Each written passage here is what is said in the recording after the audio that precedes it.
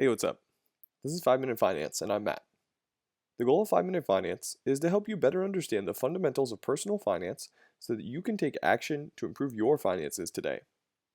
In the last video, we talked about earning versus spending, and that your goal is to be spending less money than you earn each month so that you can be saving money on a monthly basis. Today, we'll talk about saving, and my favorite way to make saving easier. It's called paying yourself first. What does paying yourself first mean?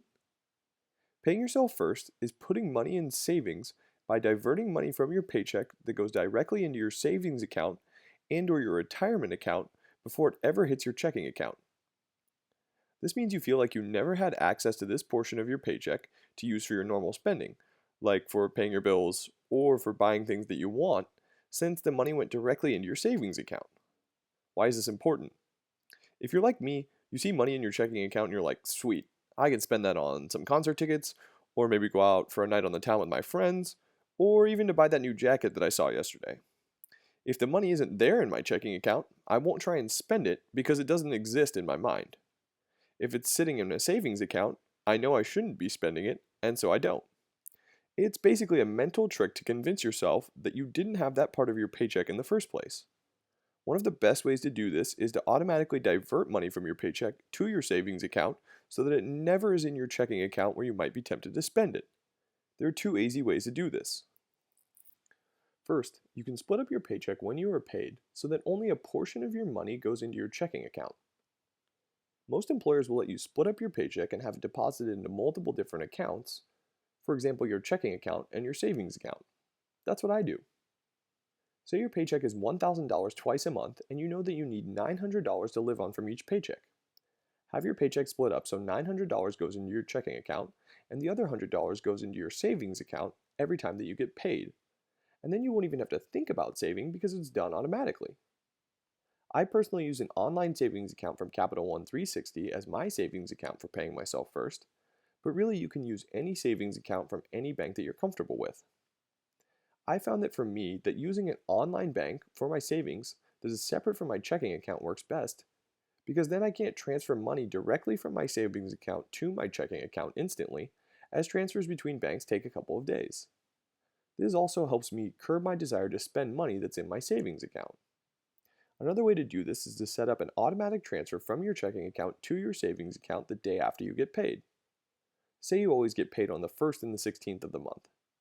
You could set your savings account to automatically withdraw $100 from your checking account on the 2nd and the 17th of the month, so the day after you get paid. Then $100 of your money is automatically transferred from your checking to your savings. Most banks have savings account where you can set up automatic transfers, so you then don't have to worry about remembering to make manual transfers every month, every time you get paid. Why is this important? First, it makes you save money. The best way to save money is to do it consistently, and the best way to do anything consistently is to set it up so you don't have to do anything at all. Imagine taking out the trash. Now imagine being able to set something up that automatically takes the trash out for you every time you need to do it. Which would you rather do? I would much rather set it up once and not worry about it again instead of having to take it out manually each time. The same goes for saving. The next reason why this is important is because the best way to get yourself a large savings account is to save consistently over time. You can't go to the gym once and just expect to be ripped after you're done working out. It just doesn't work like that. It's the same deal for saving money. The best part of this is then you get to watch your money grow. A few $100s turns into $1,000 and then it keeps going up. That's really cool and it's rewarding. Now you have some money stashed up in savings, so if you really need it in a pinch, you don't even have to worry about where it's going to come from. Here's how you do it. First, set up a savings account to go with your checking account. If you already have one, that's great. If not, set one up with a bank that you already use, or you can check out a free account from an online bank like Capital One 360. They'll give you a $25 bonus when you open a savings account with them and deposit $250 into the account when you open it. That's pretty awesome.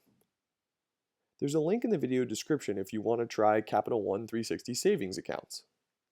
Then, once you have a savings account set up, write down your account number and your routing number. Take this into work and talk to HR or whoever handles your paychecks and tell them that you want to split up your paychecks into multiple accounts. You'll use the info that you wrote down and brought into work so that you can add your savings account as an account that you want X amount of money to go into for every paycheck. Even if it's as little as $25 to start, you should do it. It will get you in the practice of saving. If you can't split up your paychecks through work, set up your savings account to automatically withdraw money from your checking account into your savings account a day or two after you get paid. It's the same result, just with a slightly different process.